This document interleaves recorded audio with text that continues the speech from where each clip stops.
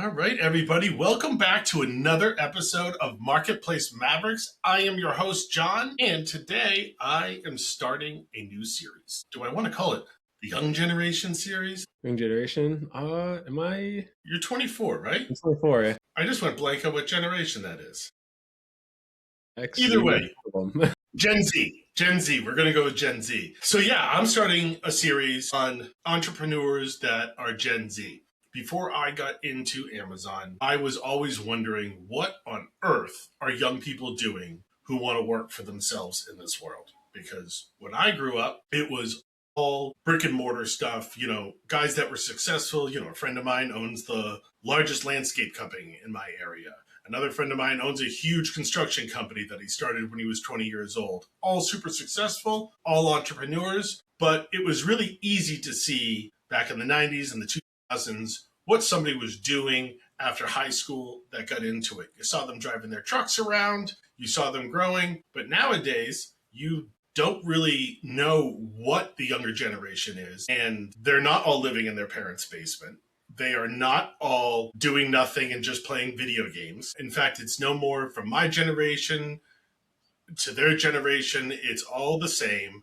And when I got into e-commerce, it was like a light bulb went off in my head and I said, oh, well, here is where all of Gen Z is and how they're making money. So today I got Jared Russo on with me. He and I are in an online group together. He is definitely an entrepreneur. He's been in the Amazon space longer than I have, and he is making a living from it. And how's it going, Jared? Yeah. Is this your first podcast? Yeah, it is actually. It is. It is your first podcast. All right. All right. Well, listen, tens of people watch this. So now, Jared, you are 24 years old. You are college graduate? Still in college.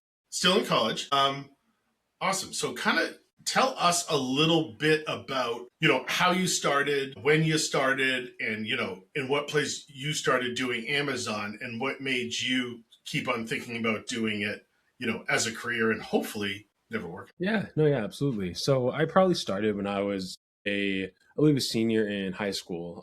I kind of looked inside I was doing like a normal person.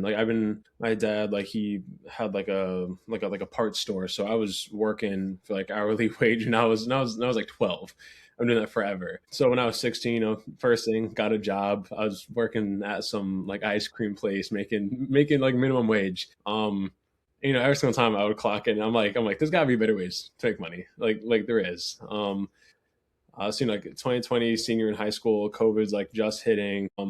I basically can't go to work. I'm like, okay, like I need to find another way to make money. And I just kind of opened up to e-commerce. Not so much, I wasn't too Amazon heavy at first. I was more so like eBay, looking at things like flip on Walmart and stuff and put it on eBay.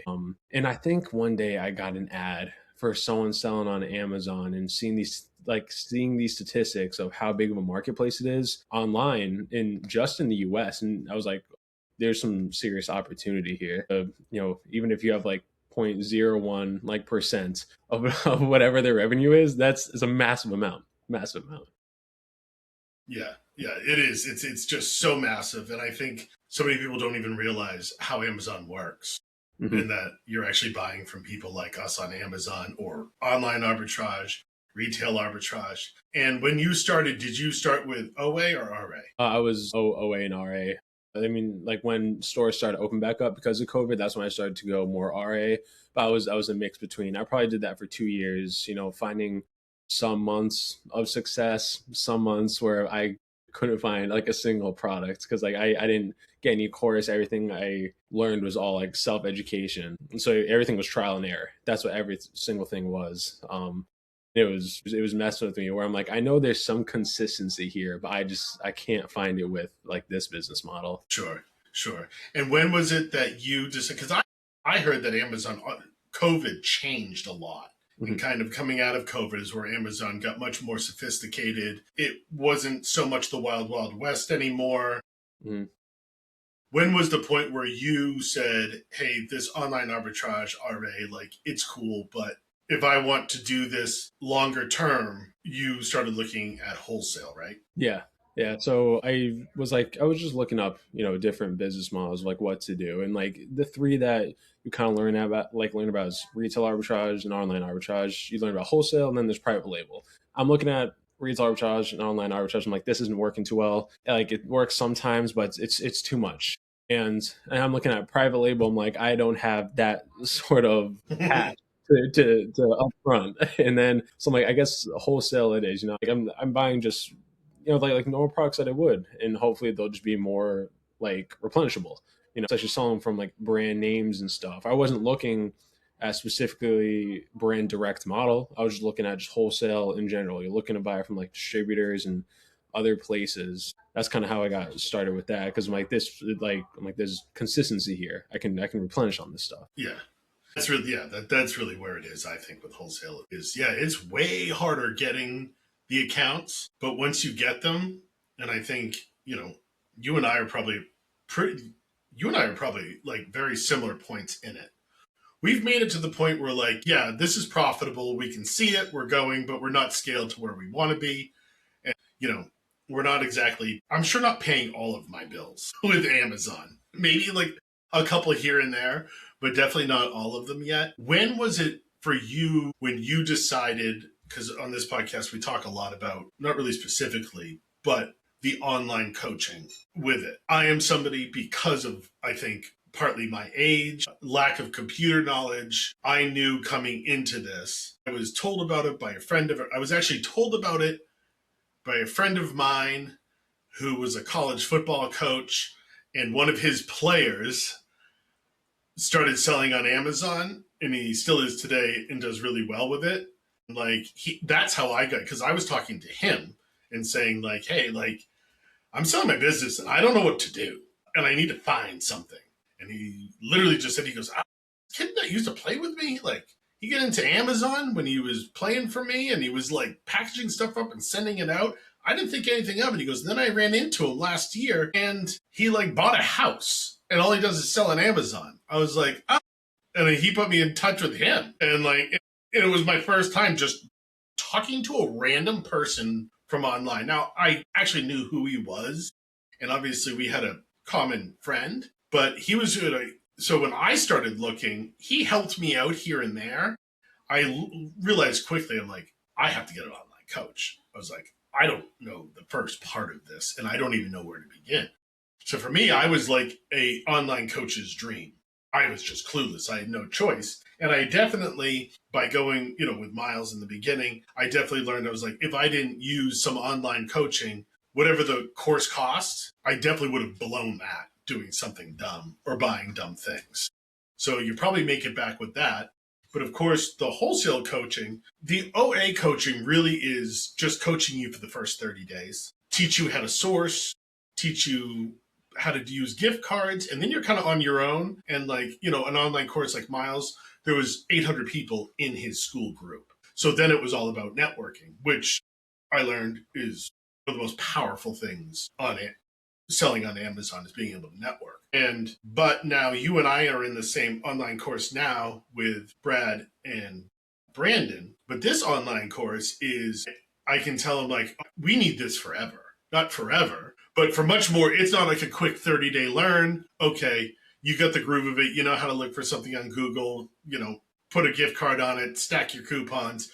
You learn the basics and that's about it. But with the more wholesale and specifically brand direct, it is so different that it's really like an ongoing coaching thing. You're going to learn stuff 6 months in, a year in. Like with the online arbitrage coaching, I sat in on every call, and after 2 months, the calls were just repeating themselves because it was another like Walmart sourcing call. That first 2 Walmart sourcing calls, I learned a ton. The third one, it was pointless, And with like the program we're in and wholesale programs, it's so different because there is so much to constantly learn, and not so much just the process, but like the skills of it. So yeah, kind of tell me what made you finally make the invest, because it's a decent amount of money, especially being a college kid, just graduated college, like to fork over for something.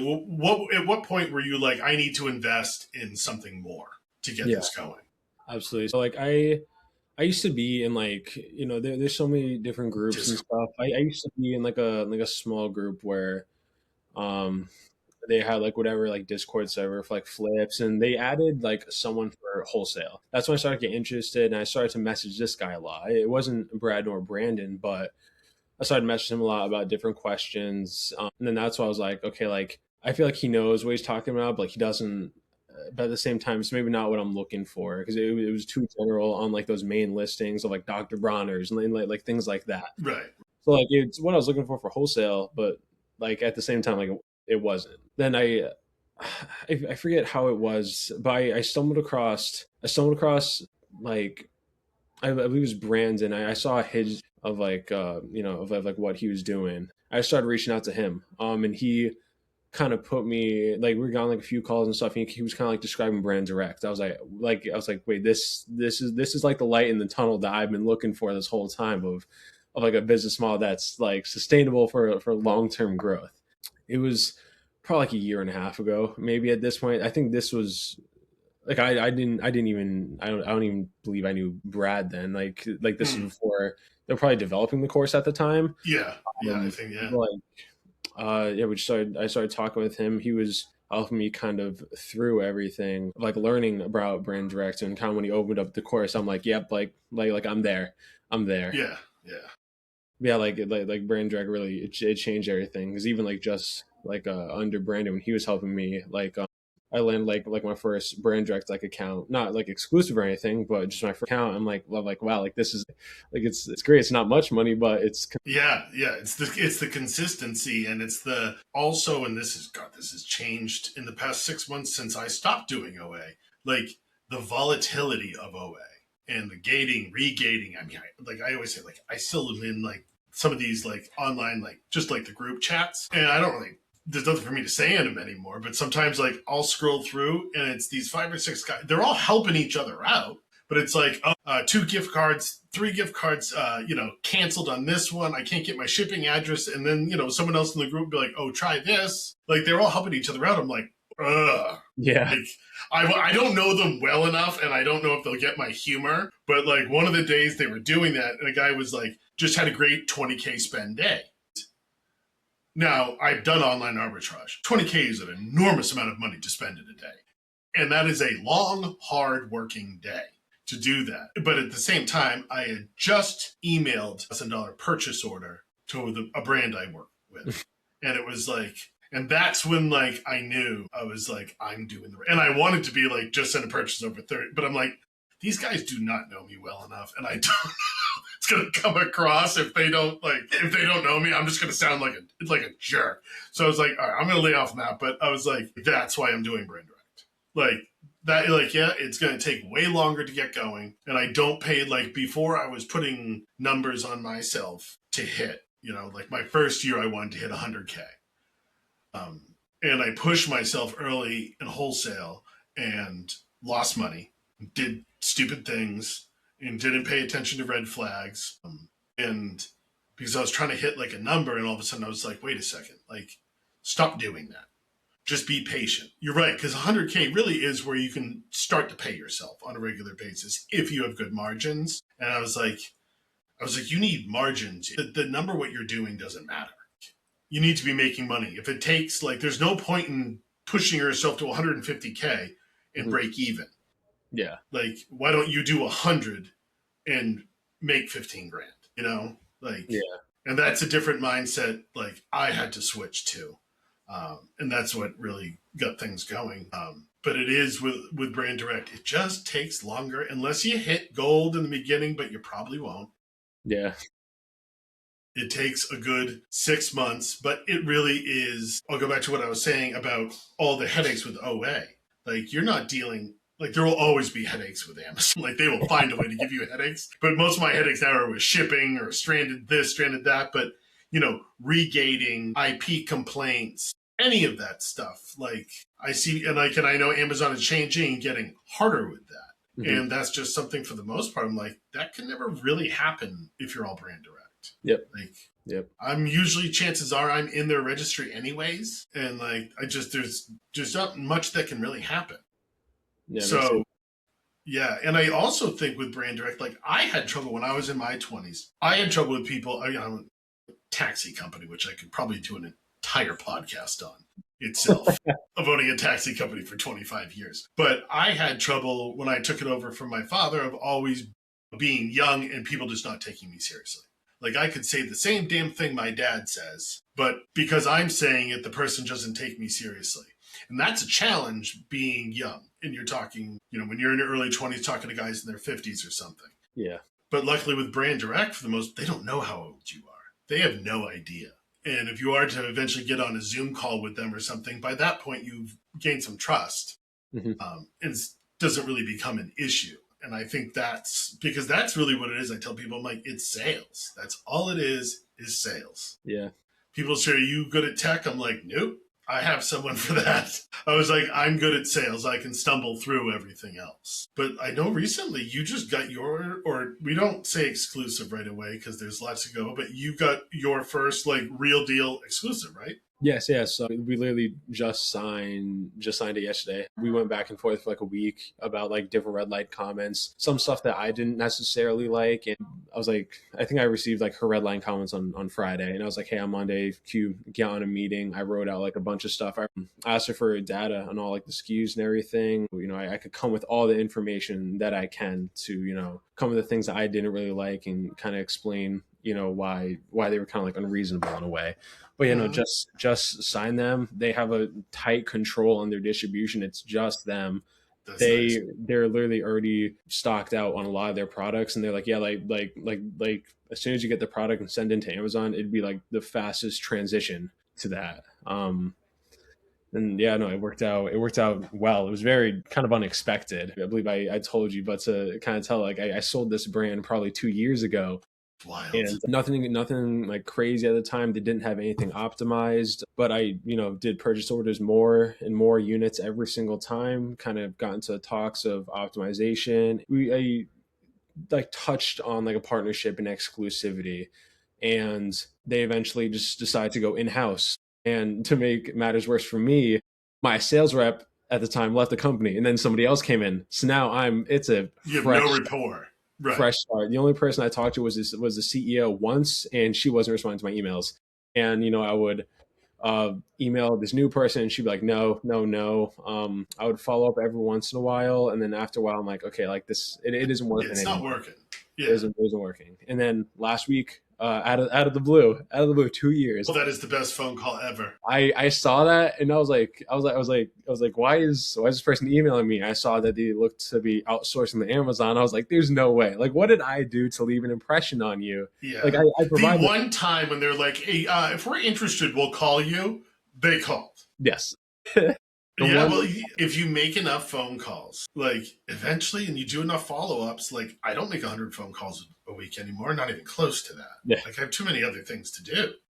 Like I'll set up times to do that, or really I don't set up times. I set up when I'm like, okay, I need to source next week if I feel like I need to. But then things start happening and the follow-ups, because like, that's everything. Mm-hmm. That's everything. And staying in someone's like, really staying present with the people as you're buying them from, and you follow them up to death, and also do what you say you were going to do. Like the brand I just got, like my first, well, not first exclusive, but real deal, like exclusive is I got her to sell to me, and then I was like, I'm going to run ads and increase your sales. I didn't really know if I could at the time. Because they wanted nothing to do with, they weren't enrolled in brand registry, and they knew it was sold on Amazon. Like, this is also one of those cases that had red flags. It just worked, but they were like, "There's no MAP policy." But it was a high ticket price. The listing looked good, but the listings were 2 pictures, crappy. They just didn't want anything. They didn't care if we sold it. They just the owner's hands off, and they were like, they don't. And I was like, okay, well, I'm going to increase your. So like, I started like increasing their sales. And all of a sudden, but I was so nervous when you don't know if you can keep on buying from them, because I was starting to invest like large amount of money. And I was like, she could just cut me off. Like every month it felt much better than OA, but every month it was like, I'm like, I don't know if I can count on this. And I come from like real estate and stuff like that, where I love the idea of passive like income that is coming every month. And she called like last Monday morning, and I saw her phone number, and I was like, oh no, like I understand that. shit. Because when they call, I'm sorry, like it's sales. Anybody else who has been in sales, a phone call, like 70% of the time, it's bad.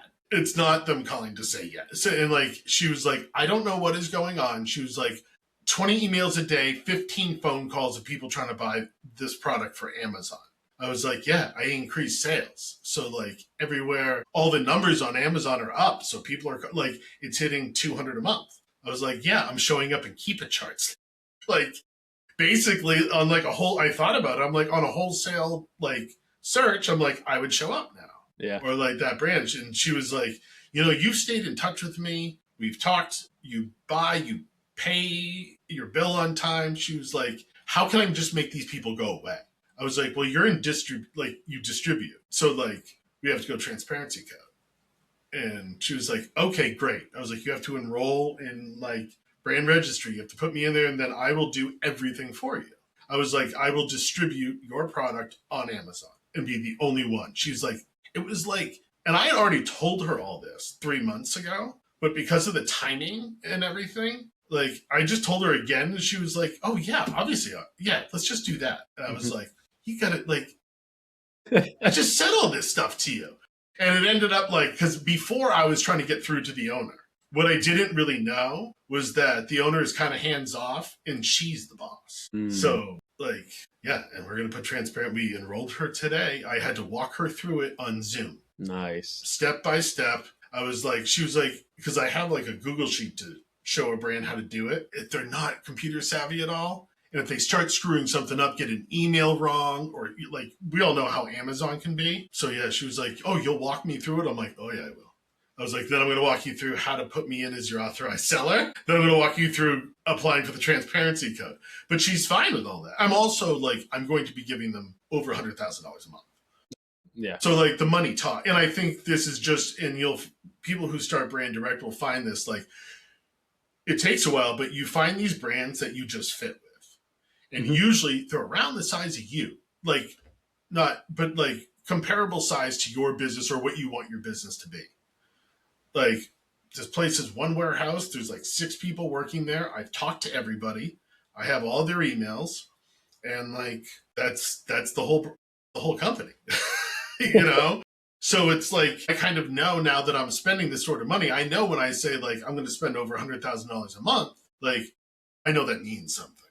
Yeah, absolutely. I'm not just a drop in a bucket. And once I knew that, I changed my pitch to I was like, your boss is going to be able to count on 7 figures a year coming in from me. Yeah. And I'm able to say that because I've been selling the product for like 6 months. I see it. Like, I know that I can do that. So it's like, I'm not nervous about saying it. And but like, that's like a brand that like we just fit perfectly, but it takes a lot to get to that. No, absolutely. Absolutely. It's not only like a lot of it is timing. A lot of it truly is timing, because when they start to get all these issues when it comes to Amazon, I mean, it's like you said, you increase their sales and all these other. Now this product is on the radar for all these other wholesalers, exactly. And now you are already in that position to where you're established with them, and like they trust you. So like, who are they going to go to? Not some other person. Like, I called them. I mean, they're not going to trust me because I'm brand new to them. You've been working with them. Like it's weird. Just like. I was like, because every order, 4, 12, 35, 55, 60, like it just keeps going up. I keep paying the bill, and they're just like, okay, now we have a working relationship. And I'm like, and that's really where with brand direct, I'm like, that's what I want. Stuff like there's going to be headaches. Like I'm fine with that. I've run a business long enough. Like, there's always going to be stress and bullshit that you have to deal with during a day.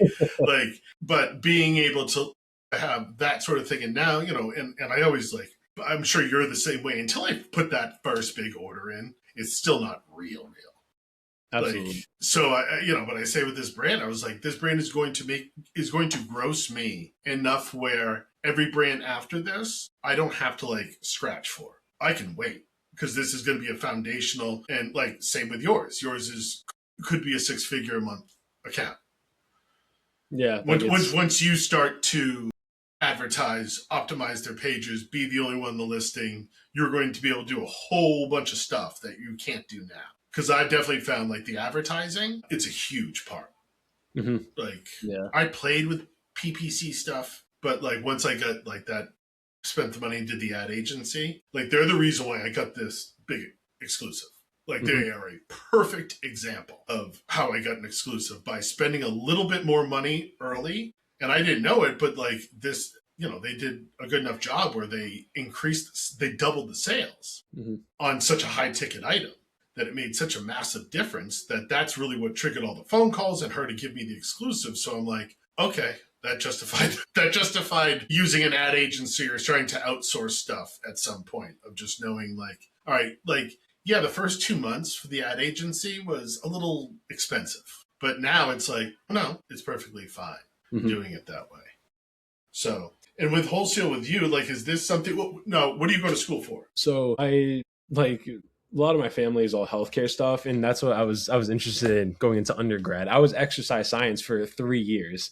3 years of my undergrad. And last minute, because I was doing all this stuff and I finally started to like get the ball moving on it, I was like, you know what? I love healthcare. I love learning about anatomy and like everything like that. But I'm like, let me do something business related, see if I could take home any information. So I went to business management. I was overloading like 6 classes into every single semester so I could also graduate on time. I didn't want to extend it.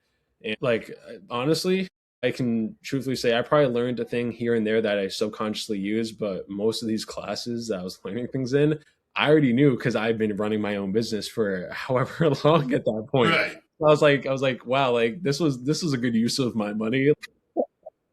Well, it teaches life. It teaches life lessons. Like, and you got to go to college. Yeah. Did you play sports in college? Yeah, so like I said, I'm still in college. I'm in my master's program right now. To have something healthcare related, I'm doing my MBA in healthcare administration. That doesn't apply to my business. Who knows if I'll ever use it? I just didn't want to do the same concentration for my undergrad for my master's because I thought that was a little bit redundant. Yeah. So truthfully, I ran track for probably like 9 to 8 years of my life. It has been such a huge part of my life running track. And the only reason I went back to my master's was literally just to continue running track. Listen, entirety of it. I have friends that they were all coaches and they GA'd, did like graduate assistants. Yeah. These guys have like 4 different masters. Yeah. Because they just kept on taking another GA coaching job and kept on getting free masters. Yeah. They're like, I just do it. It's kind of easy. They're like, by the time you get your second master's, it's kind of easy. I can't do school anymore. It's like school. Like I get by GPA, everything. Seeing like the ROI on it, like in terms of like my business for my time and that versus my time, it doesn't seem as worth it. Especially because like my dad has done his own business. He was like the entrepreneur in the family. Yes, my mom's a nurse. My sister went to school. She's a PT. She has a doctorate. My other sister, she's a lawyer. Has a doctorate. Here I am, the son. I'm an entrepreneur. I like even last week I was talking with them. They're like, oh yes, like well, like when you're done with your master's, like what are you looking to do for like a job? I was like, what? Like I was like, what do you mean? I have a job. Yeah, I'm like, I don't think you understand how much I'm kind of like not a way to say it like that, but it's like how much I'm kind of making with this and like where I can scale this to. Like I like to where I talked to my father, who's an entrepreneur, and he understands it. He was like, and my dad loves it. Once I really started getting into it, he came over and like I put him in front of my computer and like he was just fascinated by it. Yeah. Absolutely fascinated. Like he doesn't know how to use a computer really, but he loves all of it. Yeah. He gets into all of it. And yeah, it's pretty cool. Like it's different. It's so different. It is. And I think people, especially healthcare nurses, jobs like that, where it's just it's a highly skilled job, but like a hands-on job. Yeah. And you're around people all the time. And that's just how it is. And they don't really get like, it's not a side gig to do this stuff. Like it is different, but it's really good. Like that's why I like the brand direct, because it is the closest you can get to a more traditional job, but still doing e-commerce. Yeah, absolutely. I can take all the things that I'm terrible at with computers. I can outsource it, and it's sales. You have video calling. Sometimes you'll meet people, depending on what it was. Like I know if I needed to, Like the brand that I just closed, they're in like Ohio, I think. Like that was the type of brand. Like if I need to, I would have gotten on a plane and flown out there for 150K a month. Like, Absolutely. yeah, like I would get on if they told me tomorrow, I'm like, I'll get on a plane. Like if I need to, like if she needs help with something, like I will fly out there. Yeah. So, and like, I was like, and that's the type of stuff when I realized I'm like, oh, this is like, I have like a real job.